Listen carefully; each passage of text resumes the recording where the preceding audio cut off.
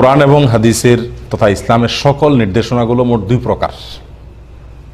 কোরআন এবং সুন্নাহ আমাদেরকে যতগুলো নির্দেশনা দিয়েছে, যতগুলো অ্যাডভাইস দিয়েছে, এগুলো সব দুই প্রকার। কিছু আছে করণীয় আর কিছু আছে বর্জনীয়। করণীয় কাজ যেগুলো সেগুলো করতে হয়, বর্জনীয় কাজ যেগুলো সেগুলো ছাড়তে হয়।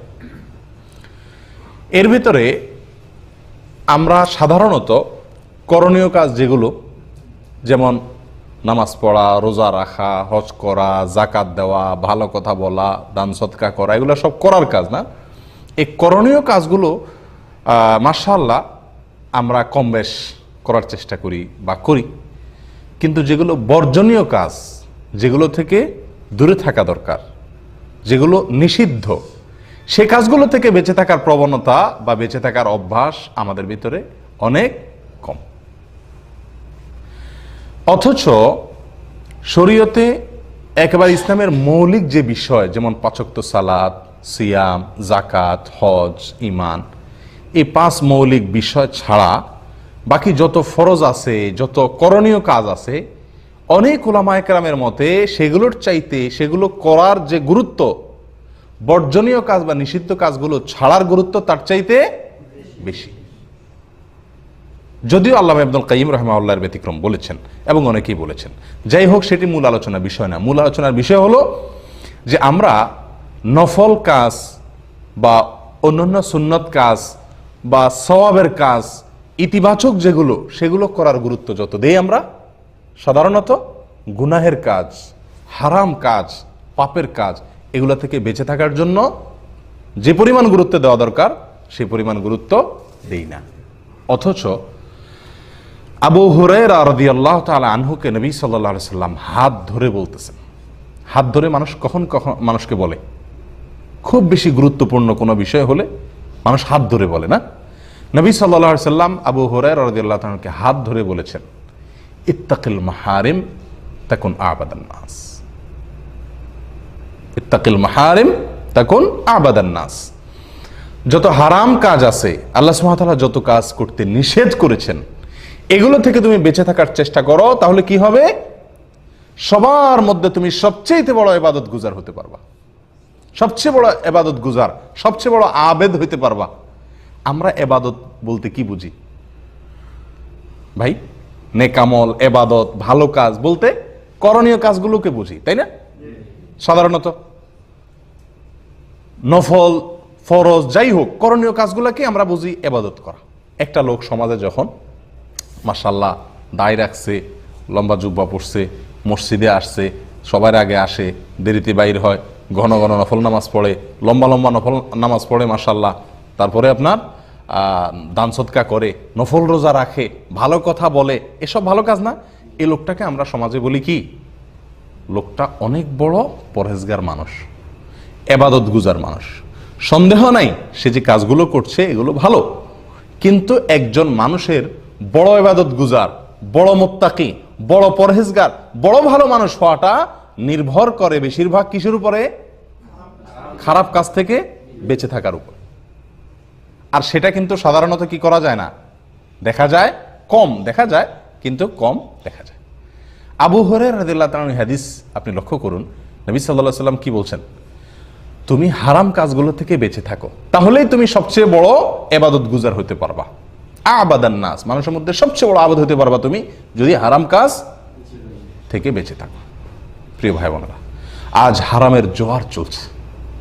আমরা যত মানুষ আলহামদুলিল্লাহ কিছু ভালো কাজ করার তৌফিক আল্লাহ দিচ্ছেন, হয়তো ৫ ওয়াক্ত নামাজ পড়ি, অন্য অনেক ভালো কাজ করি আলহামদুলিল্লাহ, কিন্তু আমাদের এই ভালো কাজগুলোর পাশাপাশি আমরা যদি 10টা ভালো কাজ করি তাহলে 100টা হারাম কাজ দিনের ভিতরে হয়ে যায়। আপনি গীবত করছেন, কারো সমালোচনা করছেন, এটি ছোট কোনো অপরাধ নয়। সারা পৃথিবীর সমস্ত ওলামাদের ঐক্যমতে এটি সবচাইতে বড় জঘন্য অপরাধ সমূহের মধ্যে থেকে একটি। মিথ্যা, মিথ্যা ভয়াবহ জঘন্য অপরাধ।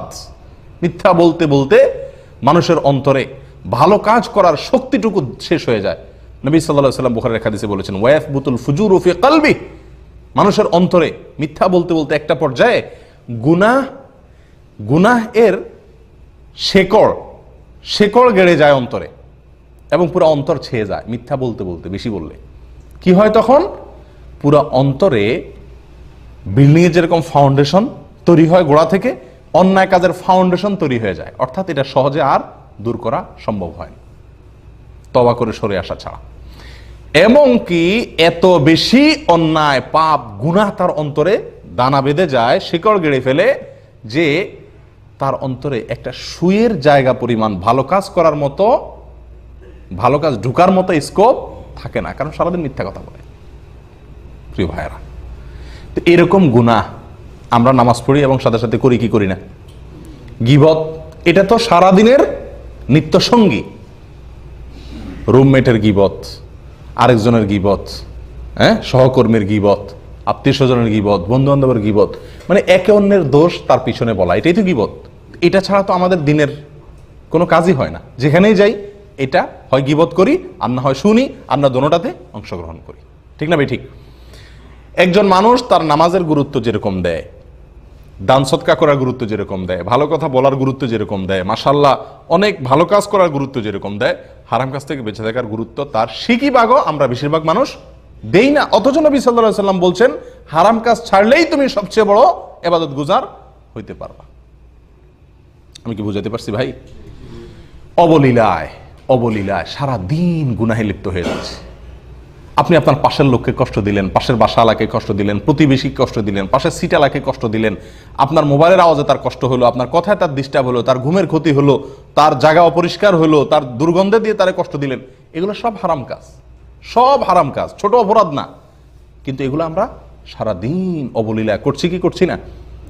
প্রিয় ভাইরা, আপনি ফজর নামাজ পড়ে বাইরে হয়েছেন, জোহর পর্যন্ত যদি হিসাব করে রেকর্ড করে, ভিডিও রেকর্ড করে আপনি বসেন, মনের গুনাহ, বাহিরের গুনাহ, সবগুলাকে, ভেতর বাহির সব গুনাহকে একসাথ করলে দেখবেন একটি ভালো কাজ করলেন, কয়েকশো খারাপ কাজ করছেন। আমাদের বাংলায় একটা প্রবাদ আছে, 1 মণ দুধে 1 ফোঁটা চনা দিলেই শেষ। আর আমাদের 1 মণ দুধে কত মণ যে চনা পড়তেছে তার কোনো ঠিক নেই। তাহলে দুধের কি অবস্থা? আমি কি বুঝাইতে পারছি? আপনি ভালো কাজ যদি একটা করছেন, ফজর নামাজটা পড়ে বাইর হয়েছেন মাশাআল্লাহ, কিন্তু জোহর পর্যন্ত দেখেন খারাপ কাজ কি পরিমাণ করছেন। আপনি নফল অনেক কাজ করছেন মাশাআল্লাহ, সুন্নাত দোয়া পড়ছেন, নফল দোয়া পড়ছেন, ডান হাতে খাইছেন, অনেক ভালো কাজ করছেন, কিন্তু লক্ষ লক্ষ কোটি কোটি নফলকে যদি এক পাল্লায় দেন আর অপর পাল্লায় একটি হারাম কাজকে দেন, কোনটার পাল্লা ভারী হবে? হারামের পাল্লা ভারী হবে।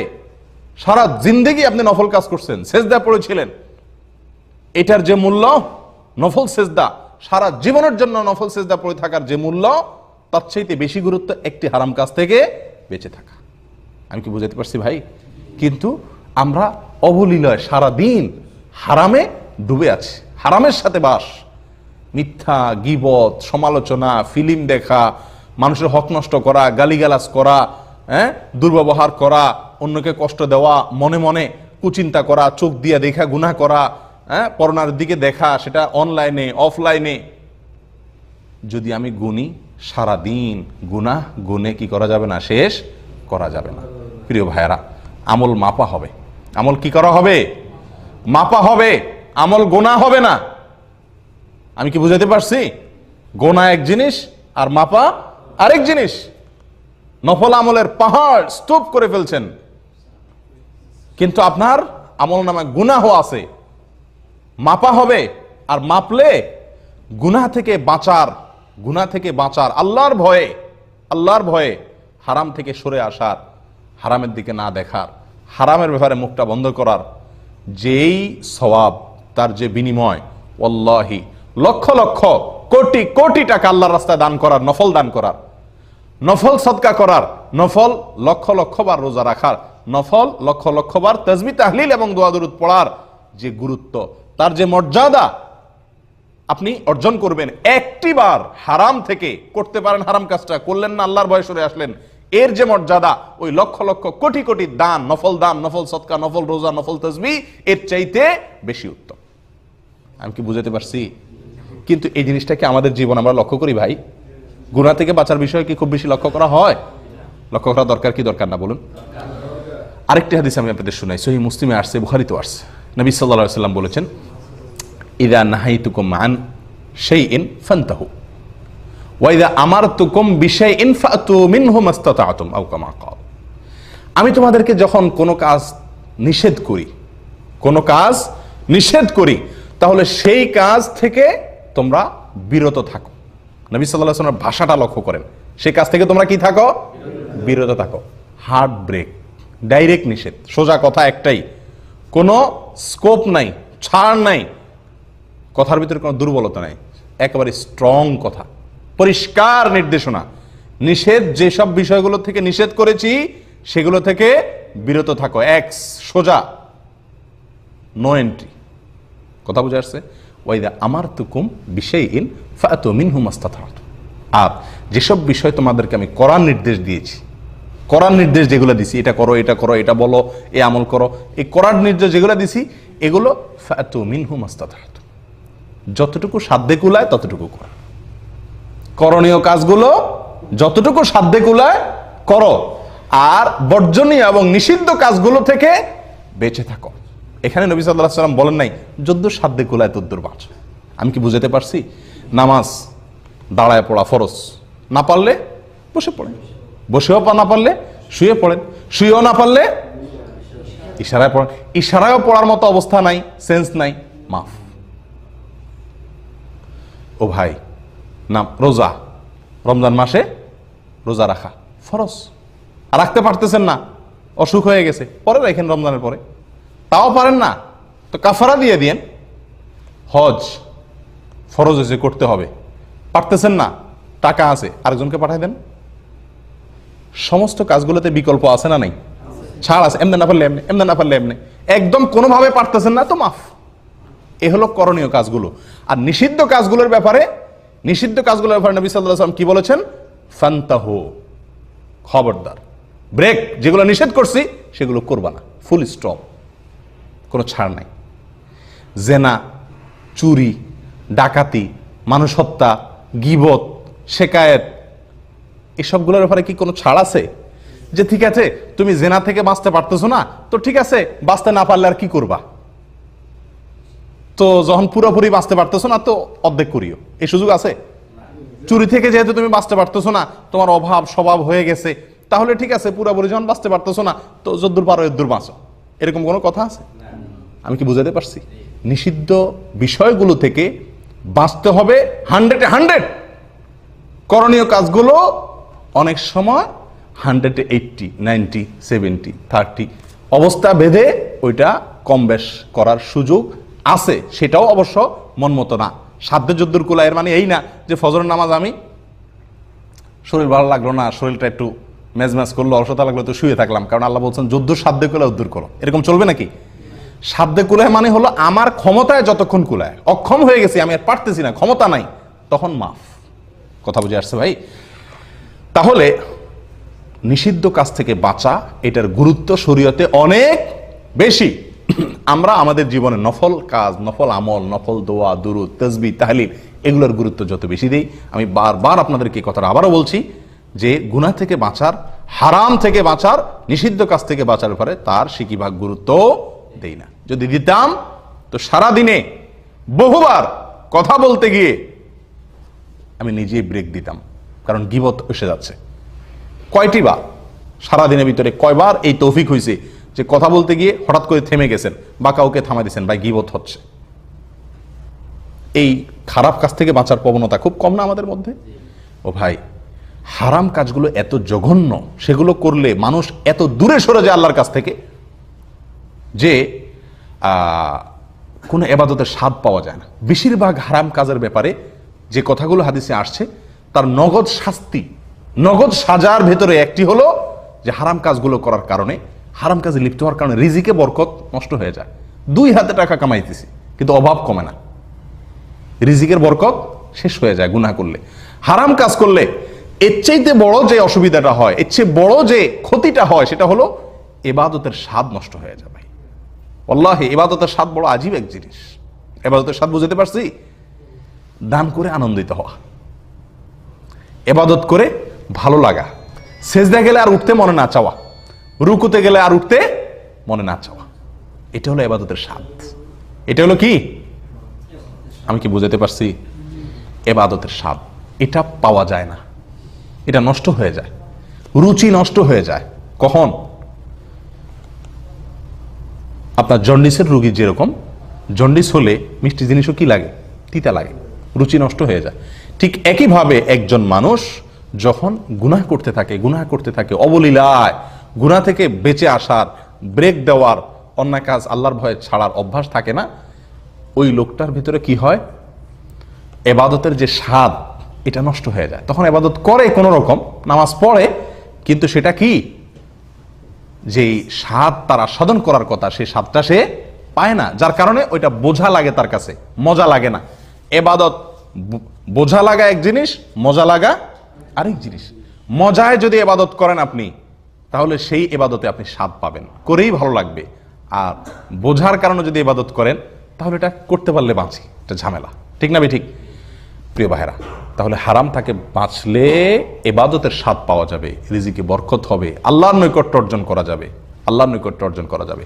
একটি হারাম কাজ থেকে বাঁচলে আল্লাহ সুবহানাহু ওয়া তাআলাকে যত খুশি করা যায়, লক্ষ লক্ষ কোটি কোটি নফল আমল করে আল্লাহ তাআলাকে ততটা খুশি করা যায় না।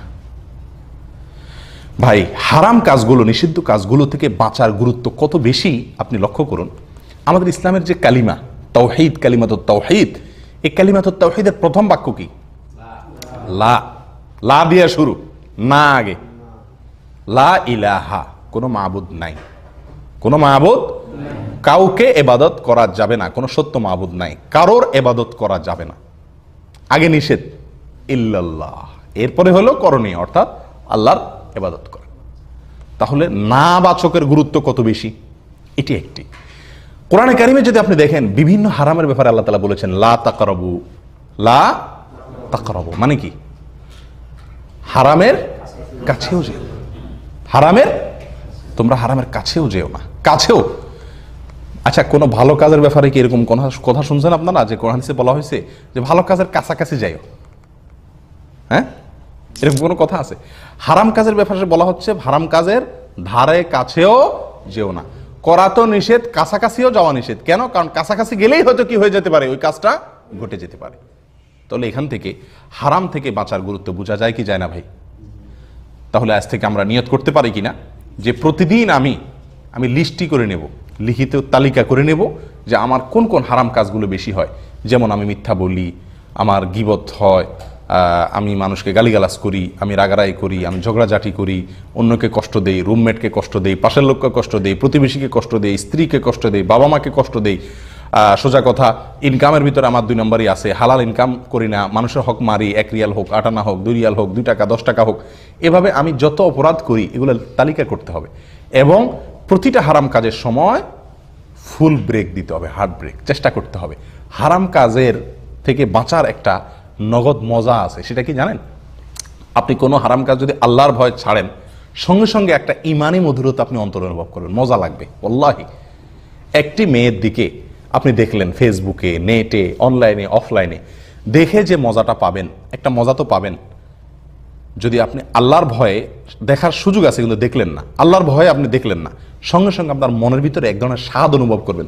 দেখেন আমল করে, আপনি যে দেখলেন না, আল্লাহর ভয় ছেড়ে দিলেন, সঙ্গে সঙ্গে অন্তরের ভিতরে এক ধরনের মানে ভালো মানুষের একটা ভাব, অথবা অন্তরের ভিতরে এই যে আপনি তাকওয়ার উপর আমল করলেন, তার একটা নগদ মজা আপনি পাবেন। ভালো লাগবে যে আলহামদুলিল্লাহ, আমি আল্লাহর হুকুমটা মান্য করতে পারছি, শয়তানকে আমি কাট করতে পারছি, আমার প্রবৃত্তির বিরুদ্ধে আমি দাঁড়াতে পারছি, বীরত্ব দেখাতে পারছি, আলহামদুলিল্লাহ আমি হারাম থেকে বেঁচে আসতে পারছি। আল্লাহ শুকর আদায় করবেন এবং সঙ্গে সঙ্গে একটা নগদ মজা অনুভব করবেন। তাহলে হারাম থেকে বাঁচার চেষ্টা করবেন তো ইনশাআল্লাহ।